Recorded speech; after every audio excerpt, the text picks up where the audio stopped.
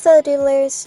So I've been getting a few questions on how I draw things, and for this video I wanted to focus on how I draw faces. I will be drawing a basic female face, considering that is what I've been drawing the longest and it's what I'm best at, but I will talk about the male faces later on in the video. For starters, I'm going to draw a circle, but the cranium is round, or oval, or however you want to put it, but simplified, it's round. So you're going to draw a circle to just sort of give you an idea of how wide the head will be. I don't typically use a ruler, I just eyeball it, and this right here is Y. I draw the line and it gets off. It's not in the center of the circle, so I have to redraw it. But use whatever makes you feel more comfortable. I know when I first started I used rulers and cups. The cups to make a perfectly round circle, and the rulers to do the center line. Now there are two ways to draw the chin. The first way is just start from the circle and the chin will meet at the center line. You can continue the chin up from the center line or just start at the circle on the other side as well. The other way is drawing a line where you want the chin to meet and drawing up from that. Or at least drawing up from it has helped me. You can also draw down to it, whichever way you prefer. And it just depends on what I'm drawing, which technique I will use.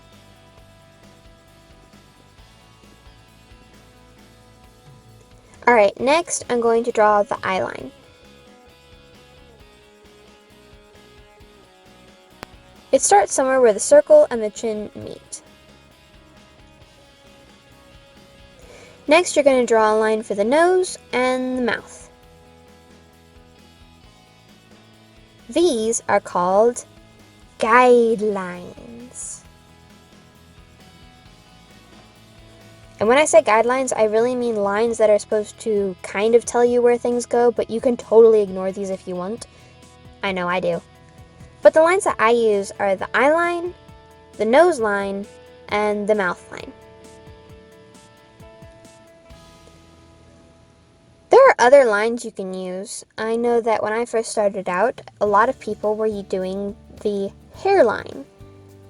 And I will talk about this in a later video, but I don't particularly use the hairline. Other people have an eyebrow line. And I know some people, I used to, draw two lines for the eye line and just draw the eyes in between those two lines.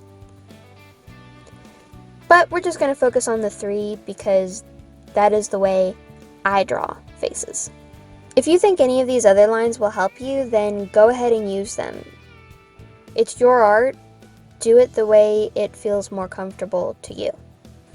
Alright, the first thing I want to talk about is the distance in between eyes. So you can use the nose as a gauger for the distance in this case, about a nose width apart or an eye width apart. For example, in this picture, her eyes are an eye width apart.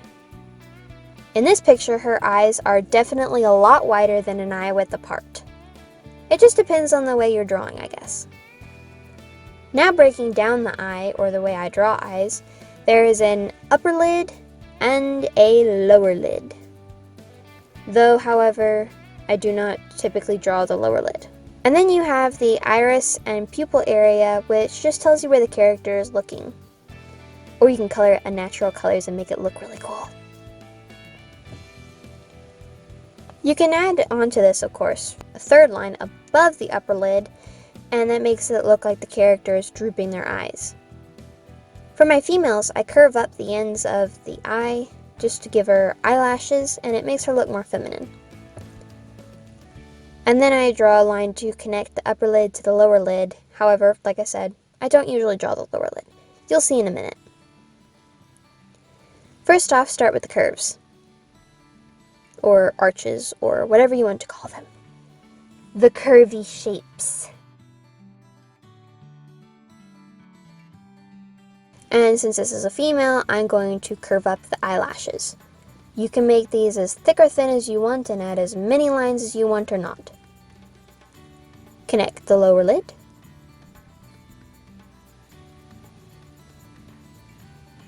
And next I will either draw the eyebrows or the nose. For this one, I'm going to draw the eyebrows, which are pretty easy. They're basically just lines covering the tops of the eyes. And you can play with the thickness and the shape and the angle, whatever. It's a lot of fun playing with. Now to talk about noses. Typically, I will use circles for my noses. For this one, it's pretty simple. I just draw a circle and define the line underneath and draw a little line above it. I'll talk about that in a minute. You can draw a smaller circle and make the nostrils for this one, which is the dip is the circle, and then the nostrils come off the circle. Or you can totally ignore circles altogether and do it more sharp and triangular, like here. I will typically use this for my longer noses, and for longer noses I'll add the bridge. Don't forget the blushies. You can define the nose or make the nose look bigger if you add parenthesis shapes around the nostrils. I usually reserve this for drawing my black characters. These are just a few noses. Go ahead and invent your own.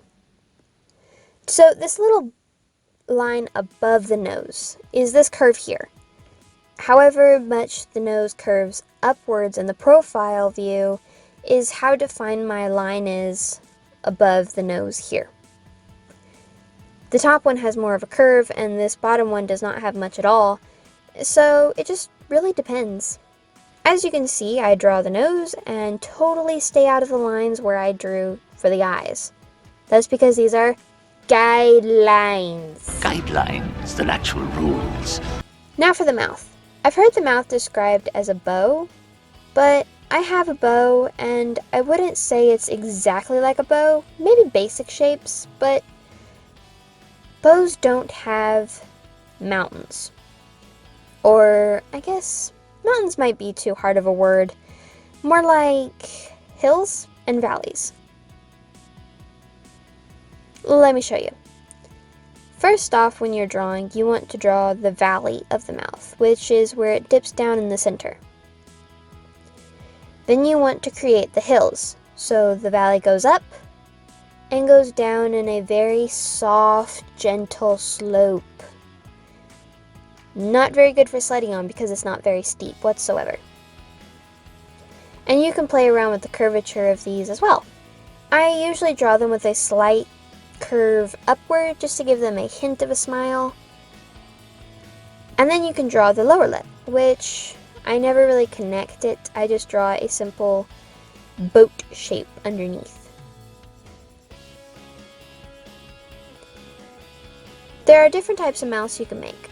For instance, you can make the valley and the hills more defined, and maybe even drop the lower lip or the boat farther down to make the lips look fuller.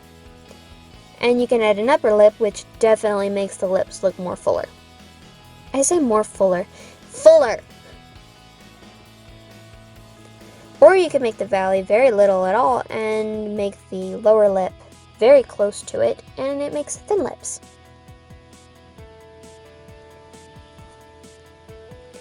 Or you can have no valley, no hills whatsoever. This is pretty simplified and is more of an anime version mouth. Feel free to play around with these as well. The valley of the mouth typically converges on the center line, unless the character has a wonky shaped mouth, maybe a scar or a lisp. This character is slightly smiling, so my valleys or my slopes are going to come up a wee bit.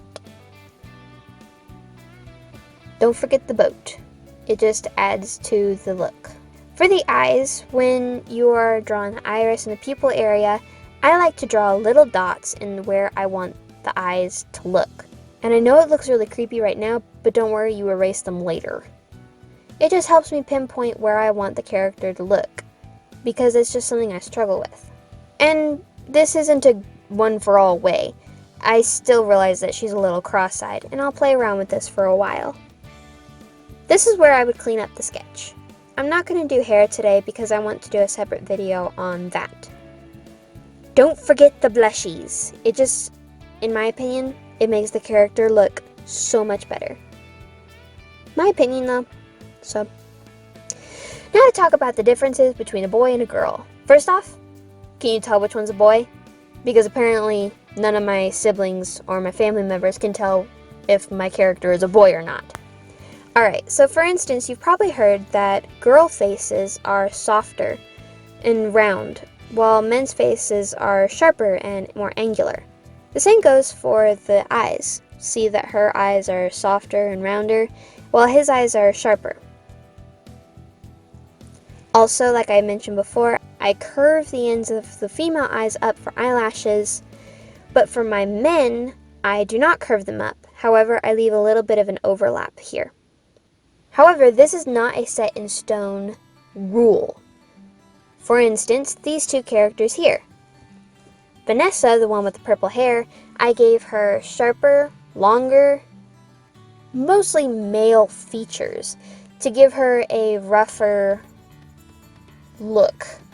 While Amy, the one with the black hair and braid, I gave her softer eyes, softer chin, round everything to make her look sweet and innocent.